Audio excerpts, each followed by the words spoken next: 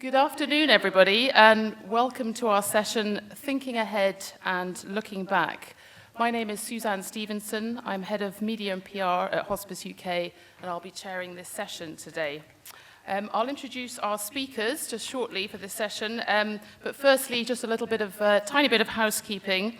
Can I ask that everybody turns their phones to silent, including our speakers, as I'm told that they can interfere with the microphones.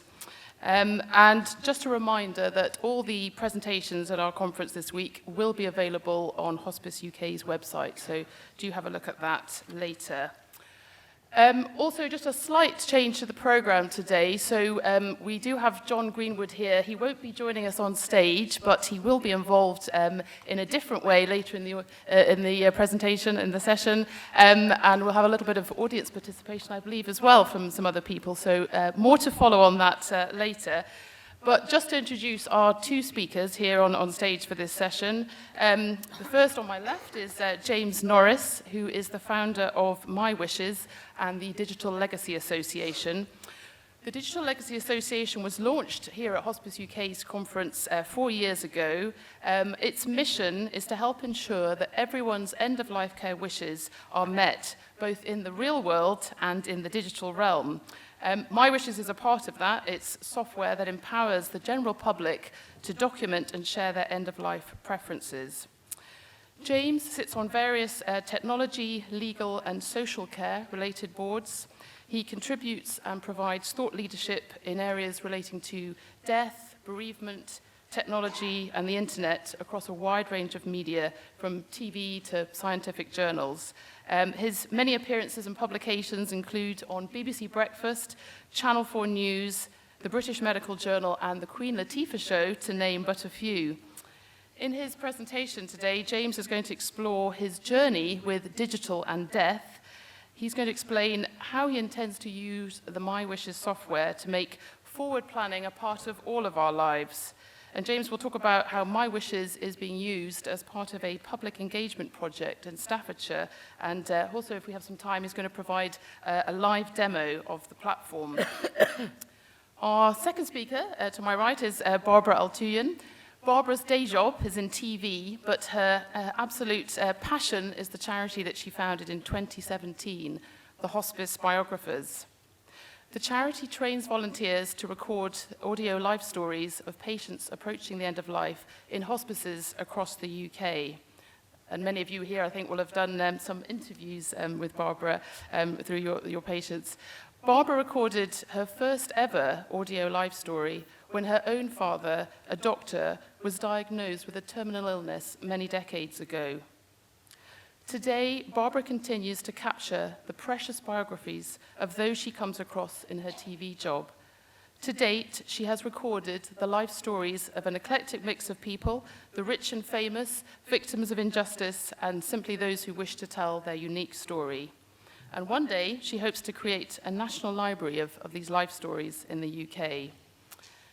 And today, Barbara later will share with us the story of how the Hospice Biographers came about and the scale that it's now reaching. And she'll also share with us some of the intimacy and the drama of capturing people's life stories. So, without further ado, I will pass you on to our first speaker, James.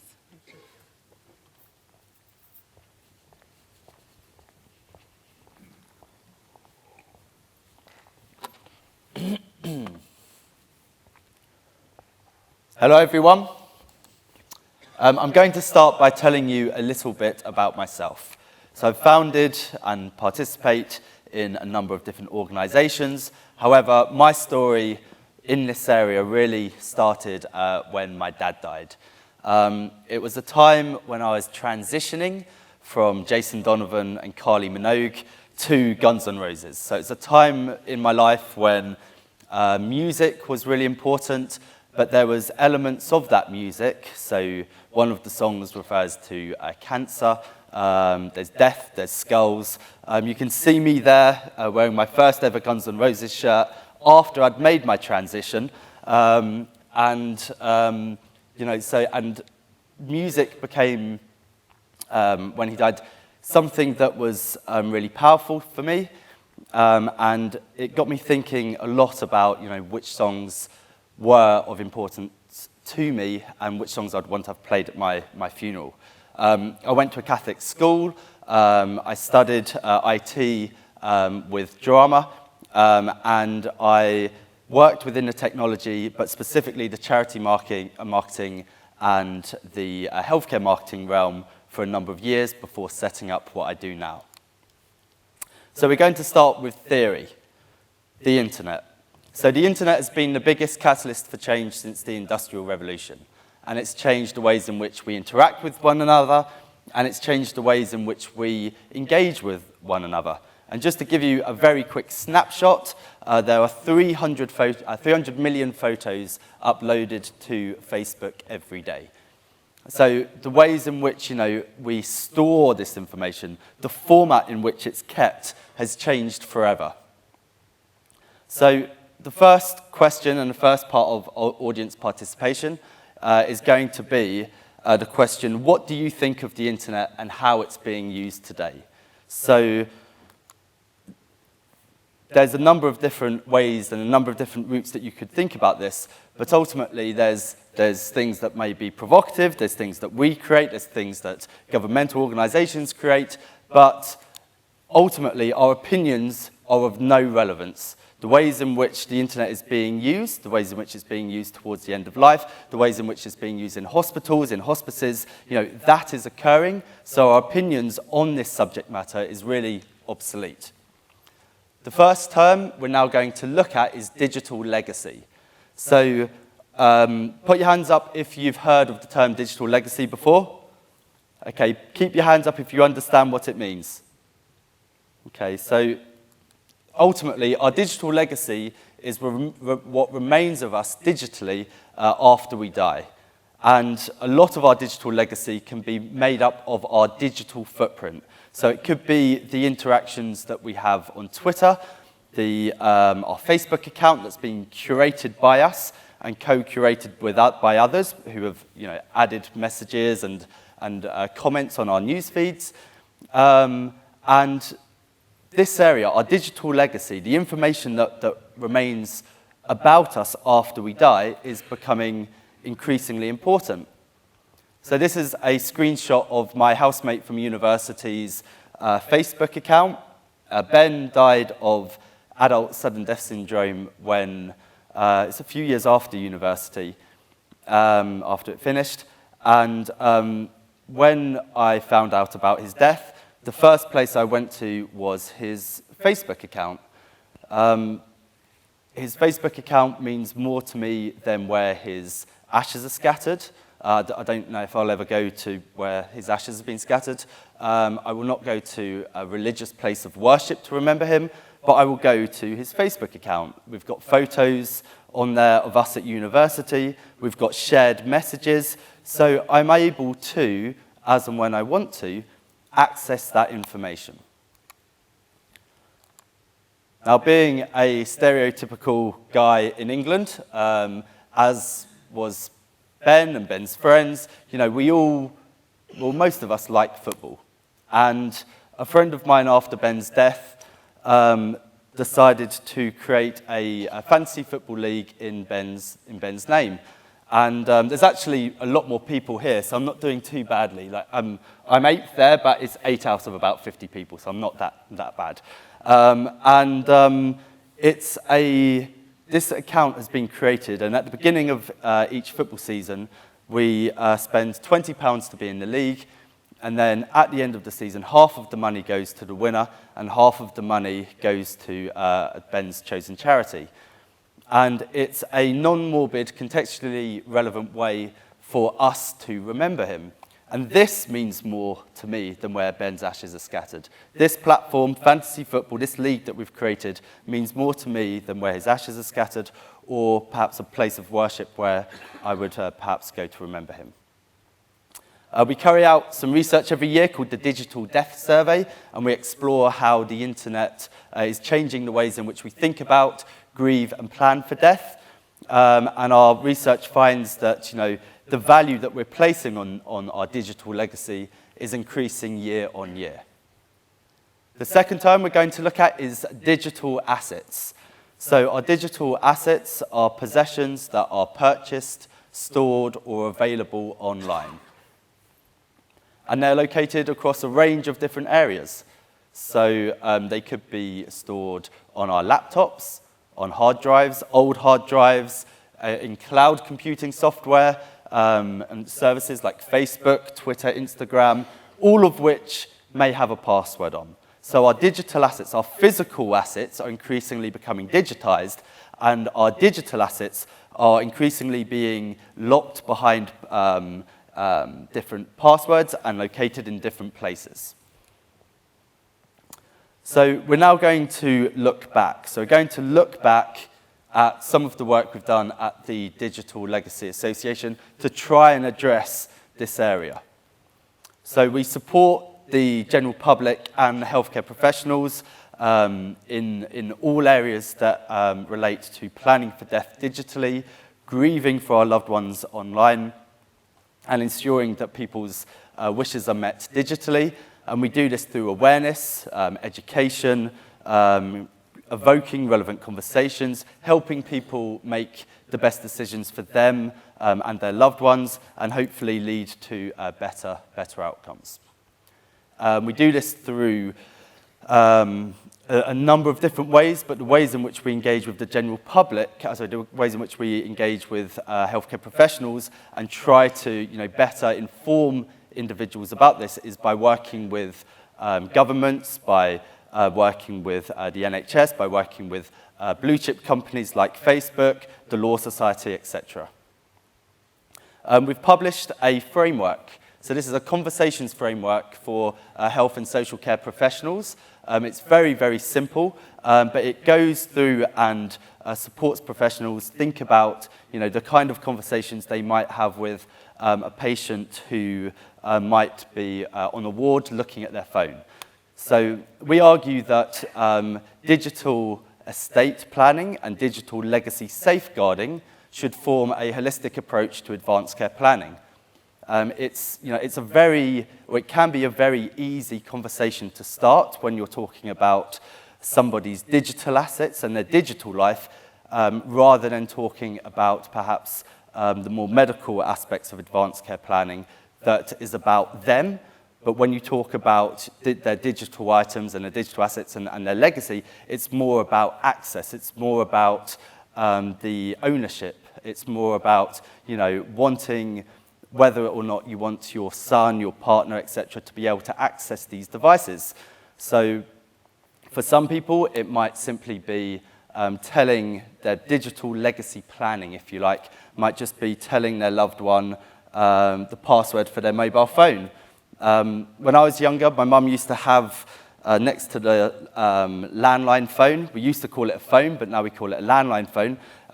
She used to have this pad of paper with all of the phone numbers for our aunties and uncles, and should something happen, all of the numbers were there. So, if I had to, at some point, arrange her funeral, those numbers would be there. But now it's behind a password on her mobile phone, and if I didn't know her password, there could have been issues there in terms of arranging her funeral. If I wanted to access the photos and videos that were saved on her mobile phone, again, that could be an issue.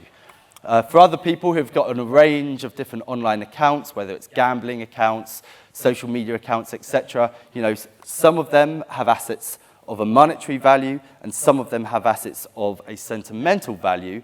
But if plans aren't made, these areas can be lost. So the framework really starts to address that and the kind of conversations that can be had so that patients better understand this area, feel empowered, think about their own circumstances, and then make suitable plans for their areas.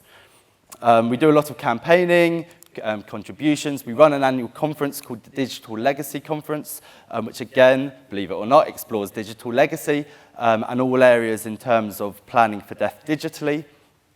We try to shape some form of social etiquette around death in the internet. So by that, I mean there's certain practices in terms of when somebody dies, who should perhaps post on social media that that person's died, when that should occur, what tone of voice that should be, and then, you know, is it acceptable for, or is it ever acceptable for a funeral director to make that announcement, etc. So we really explore these areas and the kind of social etiquette around it as well. We support the general public in a number of ways. So again, we raise awareness through whichever means we can. We've got free leaflets. Everything on the Digital Legacy Association site is free to download and access. So these leaflets are folded. They can be downloaded as PDFs, and there's a large format version of it as well. We've got posters. This is a leaflet that we published with the National Association of Funeral Directors and Dying Matters a few years ago. Again, just signposting just a little bit about digital legacy to get people thinking. We've got a range of tutorials. Again, this is in the For the Public section, and it goes through each of the main platforms that we use in the UK and most of the main devices that we use as well. So again, if somebody doesn't know how to make plans for their digital legacy and their digital estate on Facebook, they're able to go to the guide and see which options are best for them and then carry out the tasks that will ensure that either their account is deleted or it remains, or that the media and content that's on there is backed up. We run a series of different events. So this is a pop-up legacy booth. This one was actually in the back of a camper van that was filmed for BBC Three. We parked it up in Shoreditch High Street, invited Young Trendy London to get in the back of the van, and they filmed, you know, what message they wanted to leave to the world. So it's a very soft approach to get people thinking about their own death and how they can be creative, you know, within it. But then hopefully once that, you know, that seed has been sown and they've thought about perhaps which songs they wanted to have played at their funeral, etc., they're able to then go off and think, actually, I should write a will, I should document my future wishes within an advanced care plan, etc. So thinking ahead. So we've looked back at some of the work for the Digital Legacy Association, and now we're going to explore some of the stuff we're now exploring with the tool My Wishes. So My Wishes enables people to really think about and document what their wishes are and to share it with their loved ones. And, you know, the general public already know that they should write their last will and testament. They know that they should document their future health records within an advanced care plan, assign a lasting power of attorney, and say what they want to happen at their funeral. But the public will not do it. Put your hands up if you've done all of these things here. Okay, so obviously I'm speaking to a good room here. But it's still only 50%. And, you know, it's a really big headache. It's such a hard, segmented process to actually go through these mentally and then physically. So we've tried to, within our mission, utilize technology to help normalize advanced care planning. And we've done this by creating a platform that integrates end-of-life planning with social media, user-centered design, and Generation Me. So Generation Me is, you know, thinking about you know, how people today like to share information, the way they like to highlight what they're up to in a public space.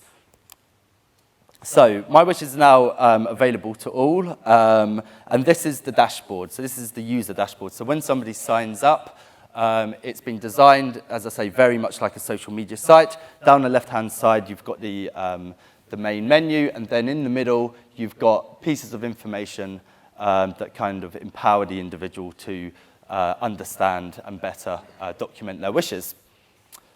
We try to normalize certain behaviors, so we're hoping that by addressing items that are quite easy to address, so stating, you know, what items you want to achieve on your bucket list, or perhaps sharing your funeral playlist on social media. Once you've done that, we're hoping that people will then start to explore things that they wouldn't otherwise have explored, such as their advanced care plan.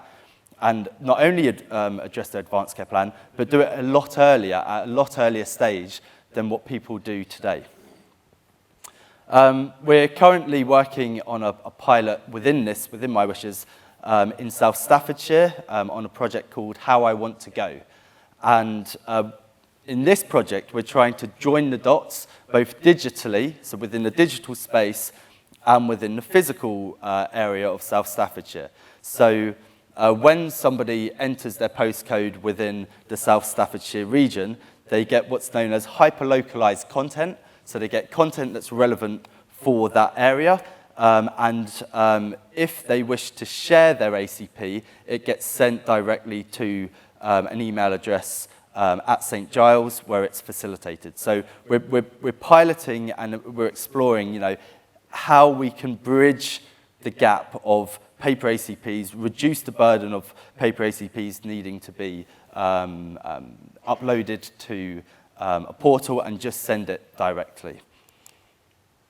And this is part of a wider campaign where there's training within the local area, workshops, etc. So we're trying to see, and we will be publishing, its successes and failures in the coming months. We'll be measuring the impact that it has, and see how we can better support society. We're going to keep learning. So one of the features that we've got is a tool that enables you, within My Wishes, it's called the goodbye message feature. And it enables people to create a goodbye message. So a goodbye message can consist of text, videos, or an image. Once you've created your goodbye message, you assign your trusted contact. So my trusted contacts are my two brothers. And when I die, at any point after my death, they're able to enter their email address and a special code that was sent to them, and they're able to activate my goodbye message. So it's like a Victorian memory box, but in a digital form.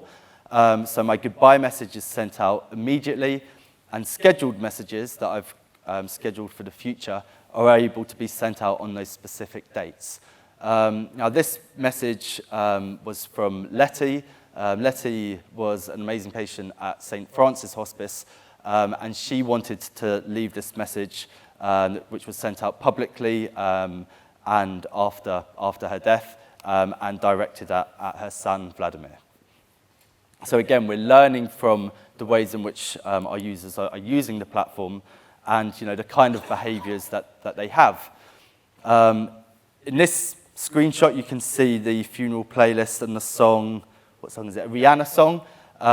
It can be tweeted out directly. So again, we're looking at improving the conversations and looking at how we can move advanced care planning and thinking about death out of our brains, out of a platform, and sharing it across the social sphere. So in this case, if Catherine were to post, she wanted, she's just added Rihanna to her funeral playlist, hopefully then somebody might comment and say, well, that's exactly the same song that I want, or et cetera, et cetera. So again, it helps to address death in a non-morbid, contextually relevant way, in this case, to Catherine.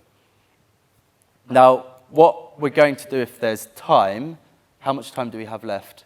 5 minutes. Right, we've got 5 minutes to do a very quick demo, and then I'll pass you on to the wonderful Barbara.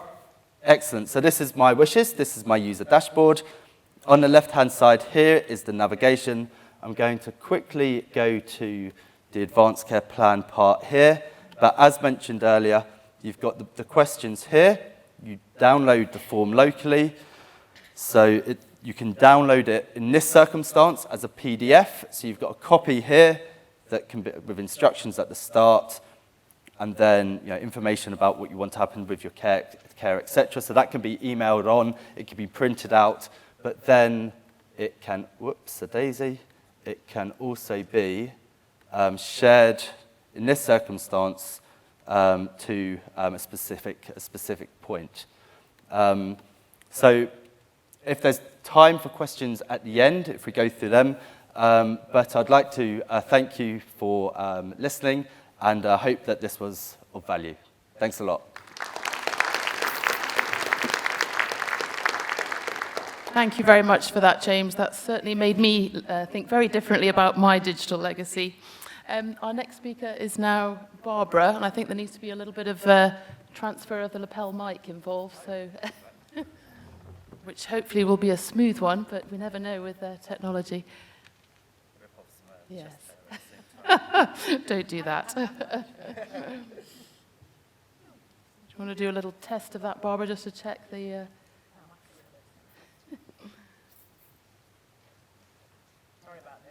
Seamless transition here. Is this working?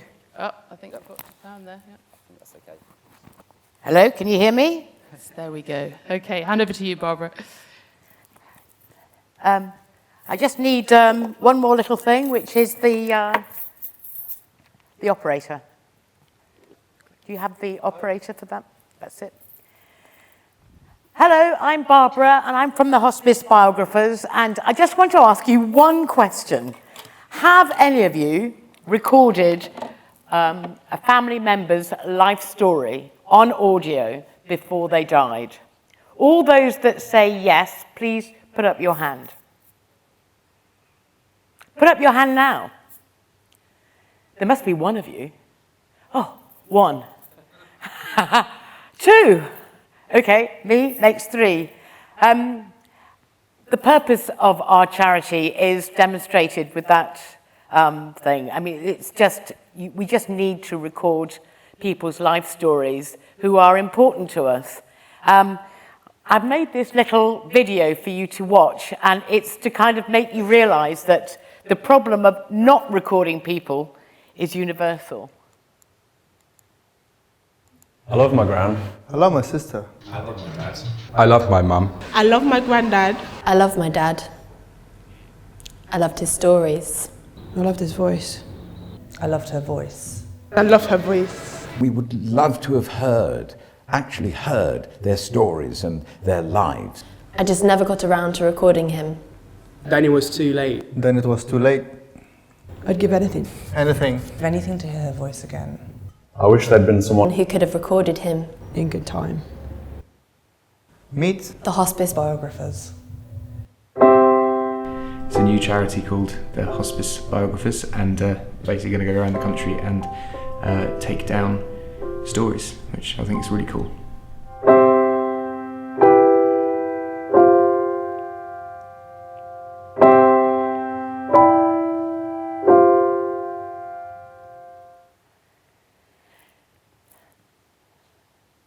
That gives you pause for thought, doesn't it? So if I can explain to you where the idea came from for me anyway. For me, it started when I was much younger. My dad, who's an Anglo-Syrian, was married to my mum, who's all German. There's 5 kids. We spent some of our time in Syria, some of the time in Germany, and most of our time in England. And my dad was just like a dad, but he died early because he wanted to discover a new anti-asthma drug. And in the process, he succeeded, but in the process, he died early. And so he was also a character in a book called Swallows and Amazons. But to me, he was just my dad. And I said to my family, my 4 brothers and sisters, do you think I should record Dad on audio? Because, you know, he's now been declared terminally ill. And my mother, who was a very strict Berliner, said, "Nein, du musst nicht das machen." She was very, very against the idea. And my brothers and sisters just said, "Look, Barbara, you're just a nosy old cow, and you're just being intrusive, and leave the man alone, and just don't bother." So I said, well, let's just ask Dad, because he's got very different sensibilities. He's from the Middle East. He eats different food, and he's just very, very different. And he said, fantastic, record me. So I did, and I recorded him knowing nothing about recording. I hadn't started being a reporter in television then. I didn't know what I was doing. We used to record my dad in my in our dining room, And my little sister, Heidi, who was quite small, used to come in and interrupt us all the time. And you could hear the ambience of the dining room, and my father fiddling around with his pipe. He used to grab his pipe with an old penknife, and you could hear on audio the as he got the tobacco out of the pipe. And you could hear all his funny little ways and the interruptions, as I say. And I did it completely madly wrong. Most of the audio tape ended up on the floor. I had to then put it back again and retape it all, because this was a very long time ago and I hadn't been trained by the Beeb yet. But I did actually manage it, and I learnt so much about him. And I don't think I would have learnt it if I hadn't recorded him. And I used to say to Dad while he was telling me his life story, "Dad, are you telling the truth?" And he used to say, "Of course I am, Barbara."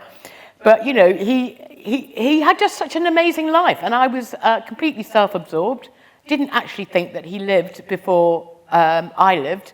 I just thought he was a father only leading a significant life when us 5 children were born. So, you know, it was a complete revelation to me. And as the recording went on, he became iller and iller. And I think, although I couldn't prove it, I think he hung on till the end, because when I finished the recording, he died 2 weeks later. And I said to my brothers and sisters, "Well, you know, that's that." And they said, Bob, can we have an audio copy?" And of course, I said, "Bugger off!" Because, you know, they weren't very helpful. And in the end, I relented. I gave them a copy. But it gave me it taught me a lesson. It taught me a big lesson about recording people's life stories. I knew it was never going to be easy, but I hadn't realised it was going to be that hard. And I suppose there was lots of cultural differences between us all. And then I went and did my television career, which I'm still in, and you know, did my career bit, had children and grew up, and, you know, did all that. And then when I got more developed in my career and settled in my job, I decided to volunteer with Princess Alice. Is anybody here from Princess Alice? Not one person. Oh. Anyway, there's an amazing woman who works at Princess Alice called Zoe Byrne. And I applied to her and said to her, "Can I be an audio biographer at your hospice?" And she emailed me back saying, "I don't know what you're talking about, but it sounds great, come along." And so I pedalled my way to Esher from my home, and we had a good long chat, and they said, come and be whatever it is that you call yourself, and start straight away. So I had all the checks, all the DBS checks, and I started straight away. And then I encountered another big problem, which I had not thought, which was nobody would let me interview them. So I took a day off, you know, once a month from TV, and said, you know, here I am, here's my little audio equipment, I put it in a therapy room, it's near daycare, you know, I'm here all day, please come, you know, would you like to have your life story recording? And they said, "No, who are you? You know, I don't know what you're after. I've never heard of people like you. Wherever you came from, whatever you do, the answer's no." So I thought, oh my God. So I started making the teas and started working in the arts department, and I kept on going to the hospice. They kept on saying no, they kept on saying no, until eventually this woman, who was extraordinary, she's fantastic. She said, "Listen, I hate your tea, and I think you should record me because I feel sorry for you." I could have hugged her. I said, "Fantastic." So I recorded her, and the recording heaven started all over again. And I recorded her. We had a really good laugh. She then asked me to come back and record her again because she'd forgotten bits and bobs of the recording. And that was it. The patients at the hospice were fantastic. They said, "Look, you know, she recommends you, so I'm going to give you a go. So, you know, do it." So I just got loads of people coming along and saying, you know, Barbara, you with the funny hair or whatever it was, you know, record me. And so I did, and I have a waiting list of people who want to be recorded. It's just worked out incredibly well. But it was a real struggle in the beginning. And it took me what amounted to 4 months worth, that's once a month, all day, you know, hanging around before somebody said yes. And, well, it was great because it kind of made me think. And then the same woman who, so I've been recording in Princess Alice for about 2 years at the time. And she said, Barbara, I want something to talk to you about. And I said, what? And she said, well, do you realise that Princess Alice isn't the only hospice? And I thought, oh my God. Oh, I hadn't thought about that. I was quite happy at Princess Alice and, you know, doing my thing. And I suddenly thought, oh, I better do something about it. I better go to other hospices. I already knew one hospice in Hackney, St. Joseph's, but I'd never thought about recording there. And of course, the whole point is that if you can help one hospice group of patients, cohort of patients, why can't you do it all over? So I set up a charity. And I don't know if any of you guys have started a charity yourself. I would strongly not recommend it because it takes up an inordinate amount of time, especially if you've got a full-time job like I have. But it's the most rewarding thing that you'll probably do in your entire life.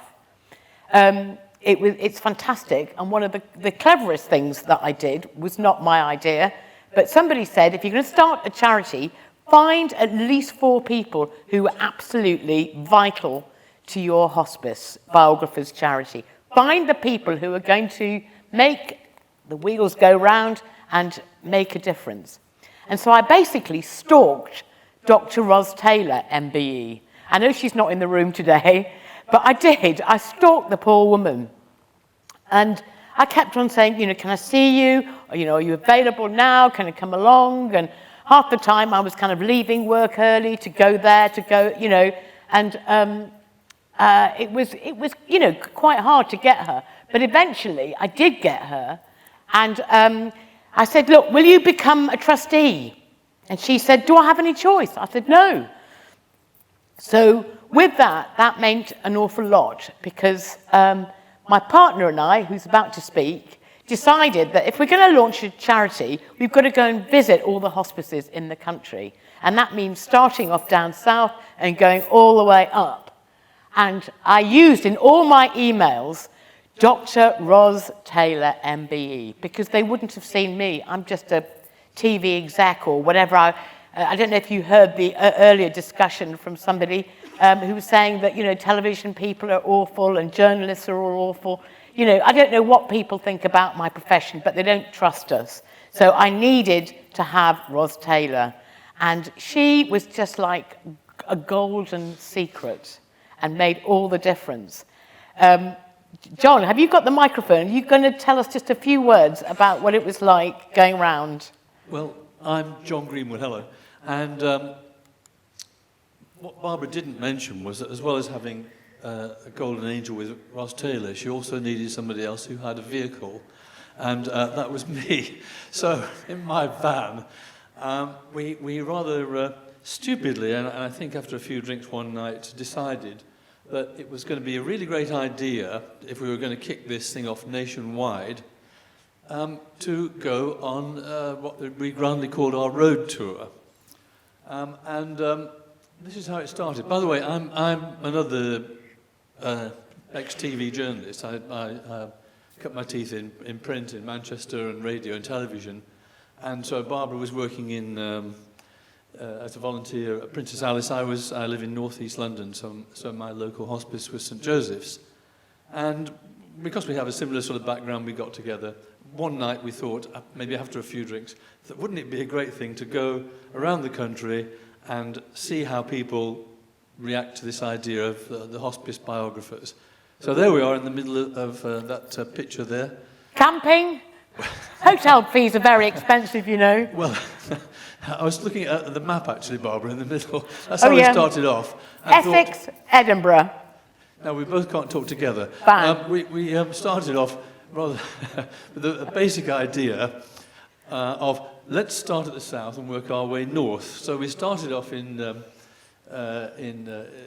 Eastbourne, and then proceeded to go around London. We thought that was too big to begin with, up to Cambridge, and then up to Leeds, and then on to Newcastle, and up and up and up and so on.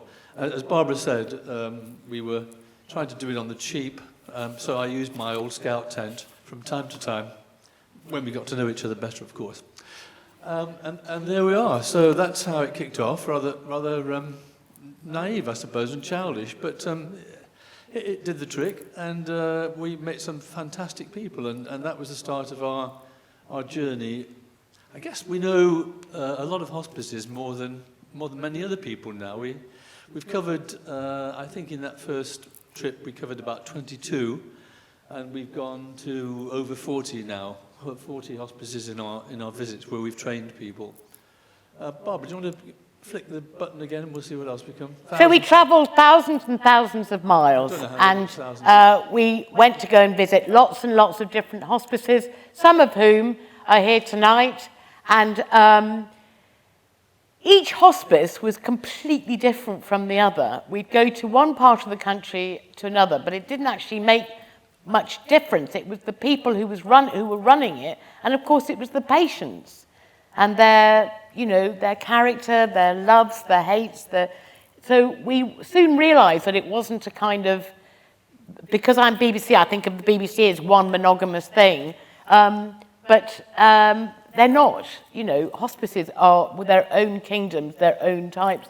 And so we were greeted with various degrees of welcome or, curiosity and kind of, whoa, God, what are you? What do you do? And, they were deeply suspicious, but thanks to Ros, most of their suspicions were allayed and we were able to start. As Barbara says, each hospital has its own particular way of doing things. The only thing which was consistent, which is fantastic, as you all know, is the standard of care was just 4-star wherever we went. I thought it was very, very inspiring and convinced us that we were on the right track of doing something really, really good. And then we got lucky. In addition to Ros, we also got the work, each made a small film for us, was Ed Sheeran and David Suchet, both that I was able to tap into because of television. And they made us films, and it meant that we just got more publicity. And the more publicity we got, we were on local radio, national television, local television. People didn't think we were so odd. They began to think that, maybe we were all right because we were better known. And then we turned a corner and decided, right, we're going to start training people, volunteers from hospices, to become hospice biographers. For that, we needed to create a training course. Of course, we couldn't base it on any existing training course because there was only me doing it. So I nobbled somebody who was a training designer who came in and just watched what I did and then created a training course around what I did. And that person, I don't know if you know him, is Steve Jackson. And I'm very sorry to say that I know he's not here, but is anybody here from Mary Stevens? No?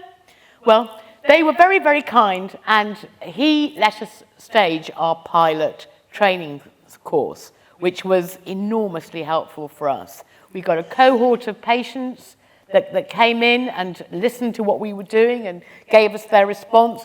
We got volunteers that had been selected by the hospice, and we tried it. And there's Steve Jackson telling everybody what his hopes were. And it was enormously helpful, and it was a start. Then what happened was we sorted out a 2-day training course thanks to St. Raphael's and North London Hospice. Are either of those hospices here?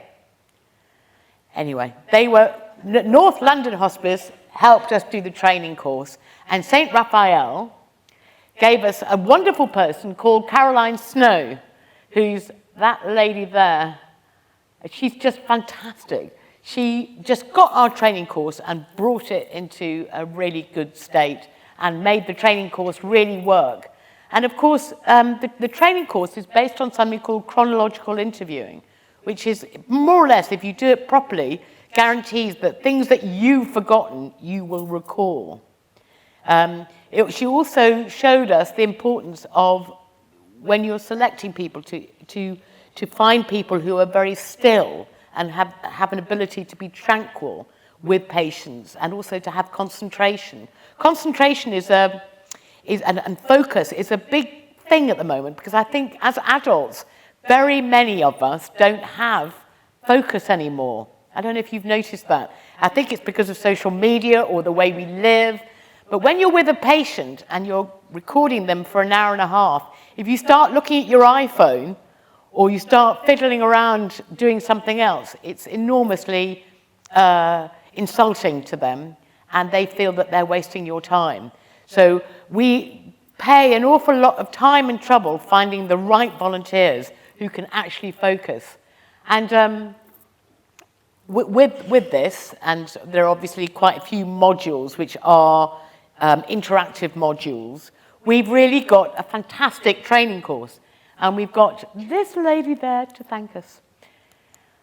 And then what we did was we got, is anybody here from Brighton?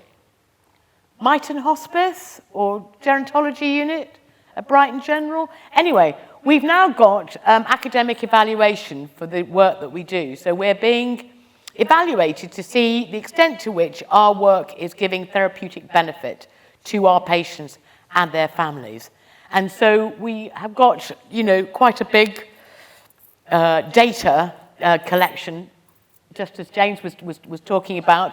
We have to collate how many people are doing the audio recordings, where they're recording it, just so that we can then start building up a picture and be academically evaluated, thanks to the Dunhill Trust, who have given us some money to do that. Barbara, can I just interrupt and just explain the sort of nuts and bolts of how we actually do it, which is, as you've said, we give groups of potential volunteers 2 days training, and then a nice quality machine that they can use for recording the patients.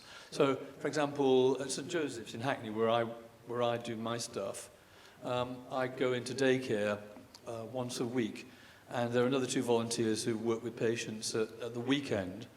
And so, effectively, we might do 1 or 2 interviews per week, each of us. And that means taking them into a sort of quiet area. Sometimes hospices have got those dedicated little rooms and what have you. At other times, it's just nice to take people, say, into the garden on a nice sunny day and ask them to chat away.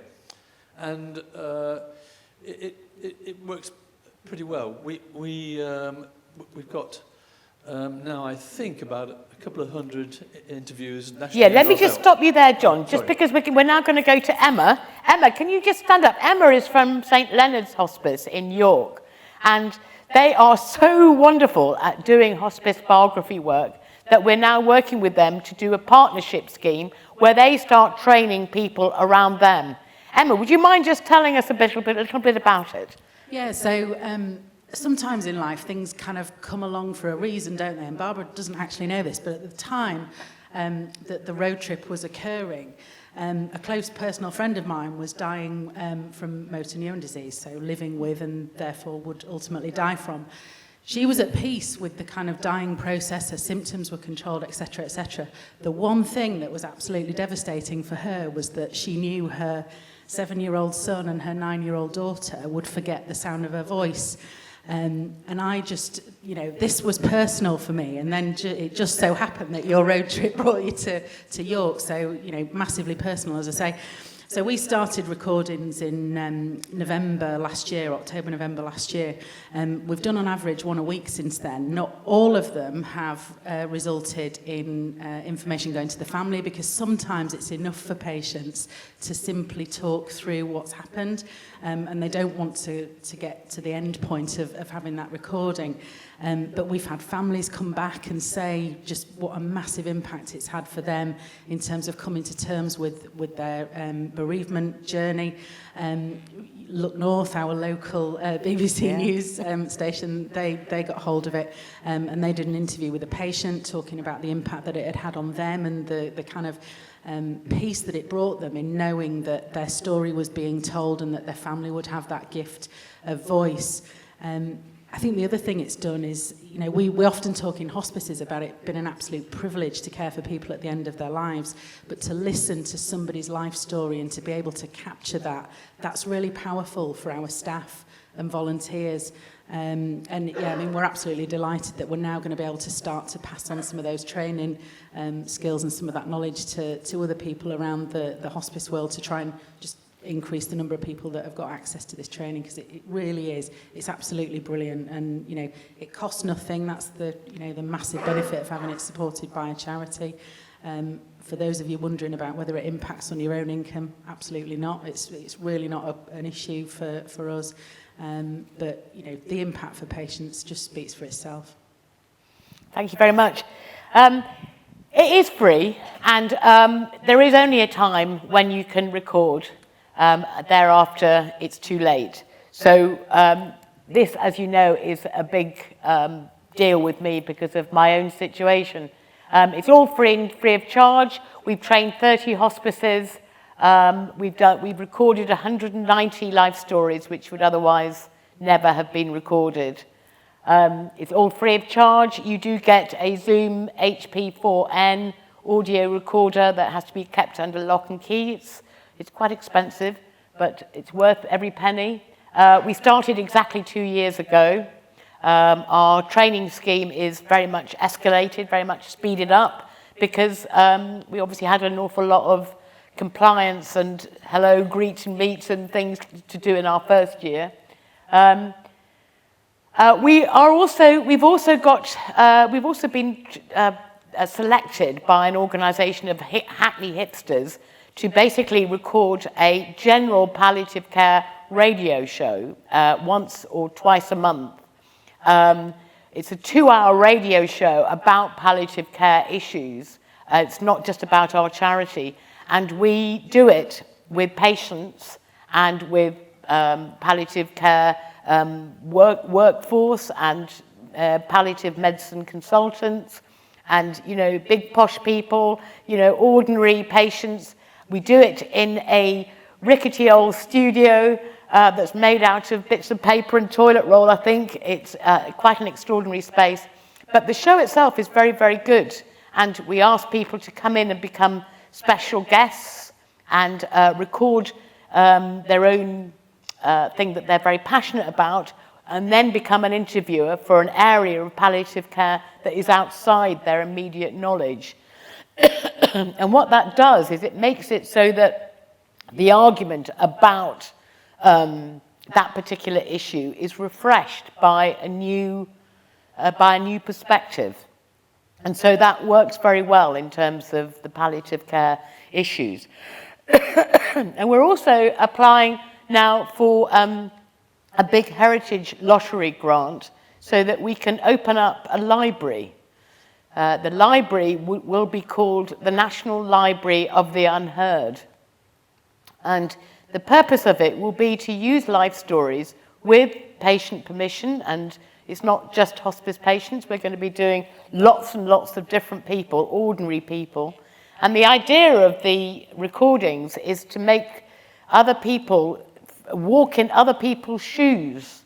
In other words, for their life stories to inform other people about how other people live, so that our society can become kinder, can be more harmonious, rather than forever ferreting in their own little world of social media. So it's, I don't know if we're going to get it, but that's what we're applying for, and that's the purpose of it. And, Barbara, if I could just bring it back down to... Oh, excuse me. I mean, a coughing fit. Just to sort of tail off, if I could just bring it down to a personalised level, because it's great talking about a grand library and all this sort of stuff, but it is a sort of person-to-person thing, which is where it gains its beauty and its strength, what we do. And just to give you an example of the sort of, how can you say, a sort of story which touches your heart, really.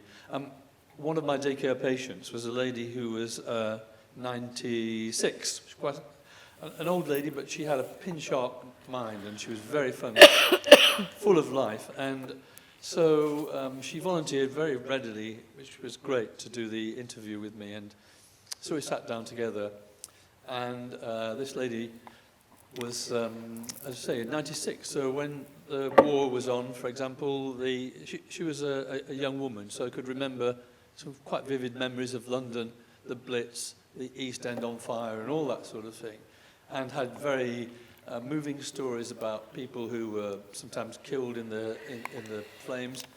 Sometimes some very funny memories.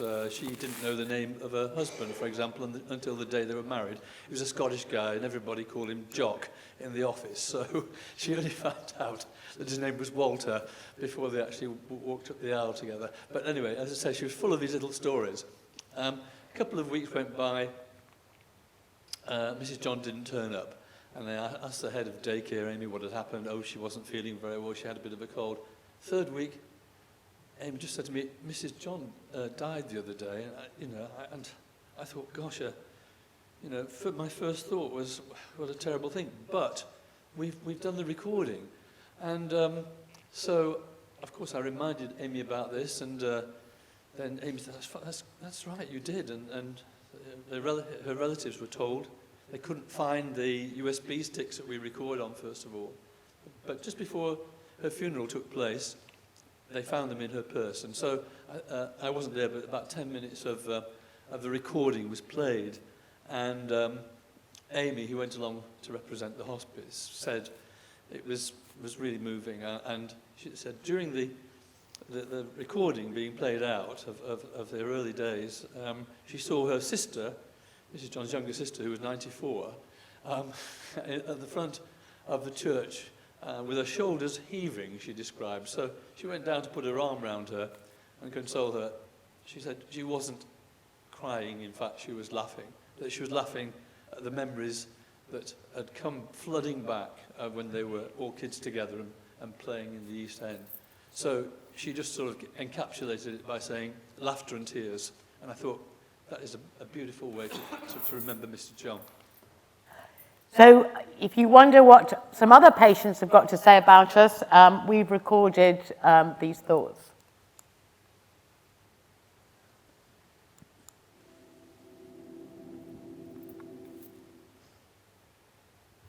I'm a cancer patient and I attend my local hospice. I've recently completed my audio biography, and I just want to assure anyone who's thinking about it, go for it, go for it. It's great fun. The interviewers are all very well trained, and what a legacy and gift to leave for my children and grandchildren. I'm thrilled.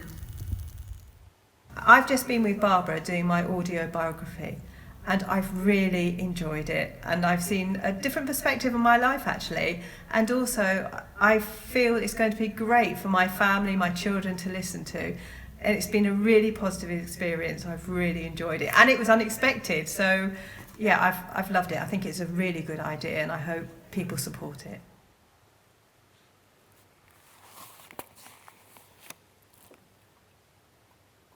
That's it. Thank you very much.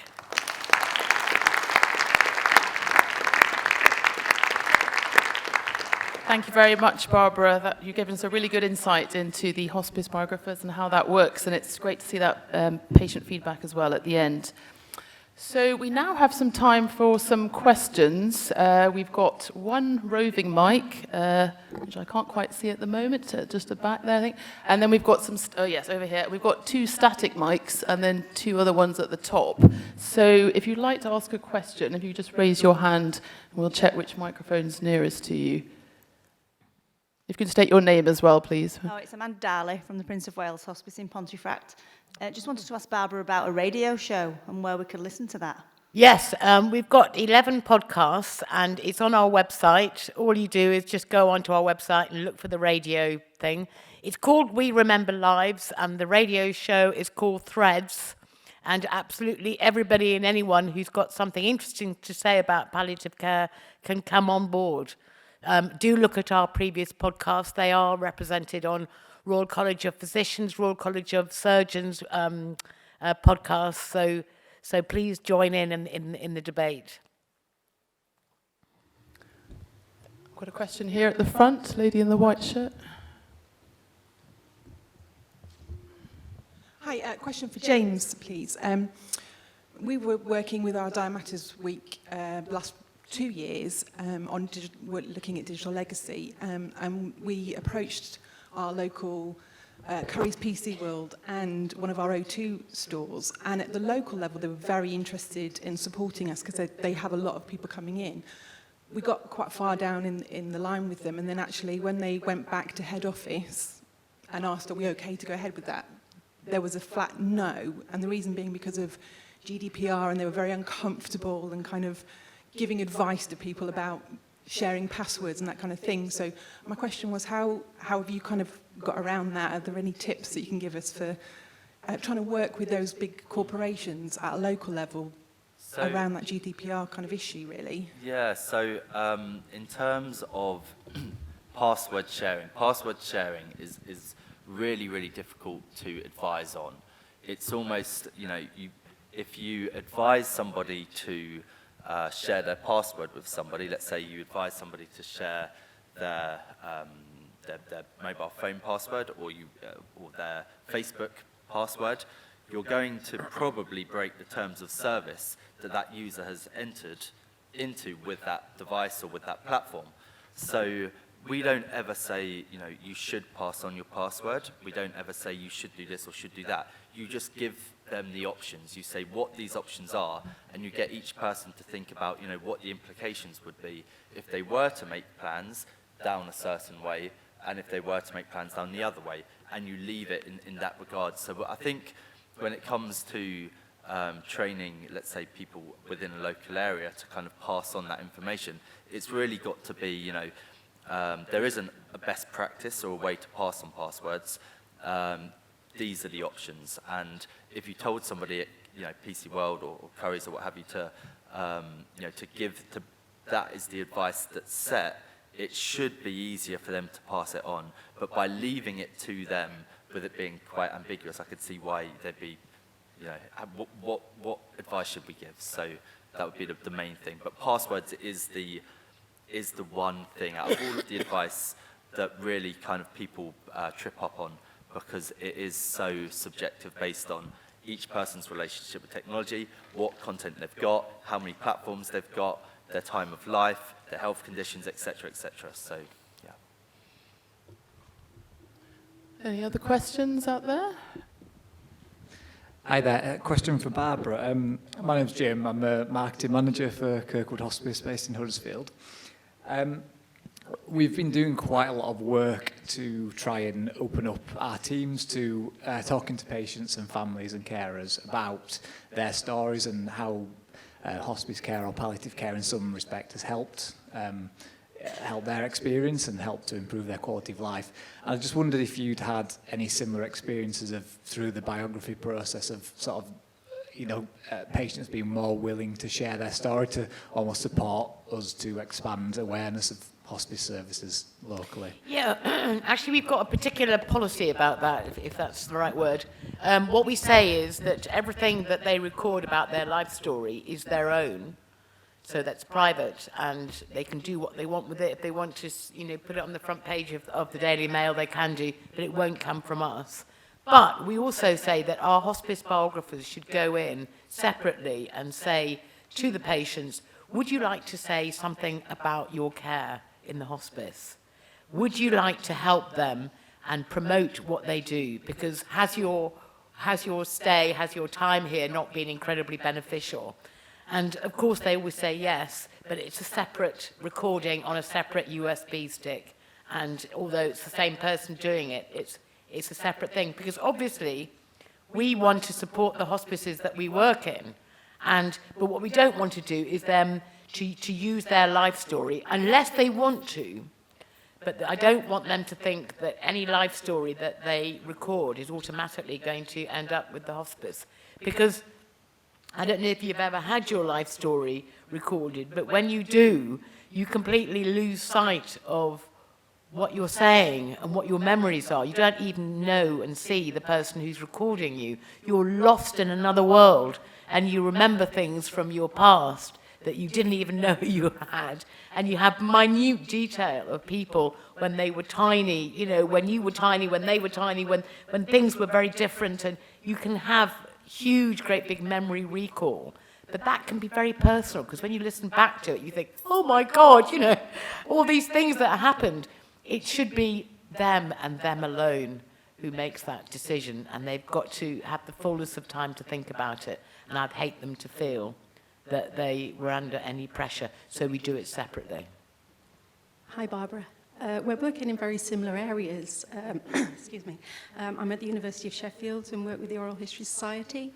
And I'm really interested in the work you're doing. I have oral history projects in palliative care around the country. And we have evaluated, and we do have training courses. Oh, right. What's your name? Sorry. Michelle Winslow. Oh, my goodness, yes. You were very helpful when we started. Yes. Oh, you're one of my heroines. You should be up there. You're definitely a heroine. I'm just picking up on what you've just said, actually, about the very personal nature of these stories and how you're managing those permissions and storing those archives. Because, you're not. And whether you do any editing. No, and what the we don't issues do are. any editing. And what we do is we give 2 copies, USB copies, of each of our recordings to the patient, one to lose and one to hand on or keep themselves. Often they hand it on to the family so that they can replicate them, and, you know, but one of the USBs always seem to get lost. I don't know why, but it just does. We don't keep any copies ourselves. The other thing we don't do is we don't edit, because we're not convinced that we can guarantee a national standard, because editing is, you know, a little bit tricky. It's not that hard, but it's a little bit tricky, and we don't want people to have to do that, because if they make a mistake and they leave Auntie Mary in the story when they shouldn't have done, and then that creates a problem, then, it just gets too complicated. So we say, look, the thing to do is to record it again.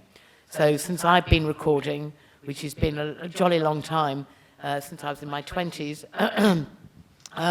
you know, we don't edit. So we say, do it again. And patients are more than willing to re-record their pieces. And what they do is they re-record their pieces, and they remember why it was that they had to re-record it. And actually, a lot of them say, you know, I've got even more to say about, you know, my adventures in wherever it is. So it's an all-round win-win. And then the other thing I should have said to you earlier is that we have a mentor that's paid for by the people who help us run the charity. So we have somebody who is a hospice biographer that goes in and records patients, and there's usually 3 per hospice. There's another person who's a mentor who basically checks up that the hospice biographer is well, is emotionally resilient to what's going on, but also checks up with the hospice to say, you know, are you coping with us? You know, are we behaving ourselves? Are the patients happy? That is our quality control. And obviously whatever we do has to be nationwide. And as you might know, we're also getting quite a lot of requests for doing what we do in England overseas. So we've had requests in the States, Canada, New Zealand, and Australia. Basically all the English speaking countries have contacted us to say, you know, can we do it there as well? And what we've said so far is no, because we're only just coping here. But in the future, we will do that. But whatever our rules and regs are, have to be quite resilient, quite rigorous, because they do have to go across several countries and borders. But nice to see you, Michelle. I think we've got time for one more question. Sorry, I'm from the Liverpool Marie Curie Hospice, which I don't think you've been involved with us. Not yet, but we will do. Yeah, well, we're coming. Good. One of the things I just want to ask is we've got a couple of patients at the moment that we're working with that are trying to write letters to their children. We obviously haven't got time to do all the training and everything, but have you got any resources that we can tap into to use before we actually do any formal training? To be honest, what I'd rather do is just come there myself and do it. Right, okay. Because we're doing it quite kind of, logically. We've started at the bottom and we're working our way up. We've got another 170 hospices to train. We'd rather do those trainings slowly, because it's not something that you can rush, and we've learned so much. We're actually quite good at doing what we're doing now. So how quickly can you get? So well, I think I've got a day job. But what I'll do is I'll come, I'll take a day off and then come. But I'd rather send myself or somebody who's already trained to you than have to rush a sudden kind of odd, because the idea is that we train in geographic clusters. So 5 or 6 hospices get trained all at once. And so and that's 3 per hospice, so that's usually about 18 people in a class. And so it's quite a kind of, it's a bit of a thing that happens. But it does mean that all the hospice biographers in the region get to know each other and like each other or fight each other or whatever it is, but they're all on the same WhatsApp group and they form a kind of small community. And I think we need to do that properly. Yeah. So if you wouldn't mind taking my details, I've got loads of leaflets here, and I'll just come up and do it, or I'll appoint somebody who's already been trained nearer to you to come and do it. Oh, brilliant, thank you. Thank you. Thank you. So we've now come to the end of our session. Thank you very much for attending and for all your interesting questions, and special thanks to our speakers either side. If you could join me in a show of appreciation for them.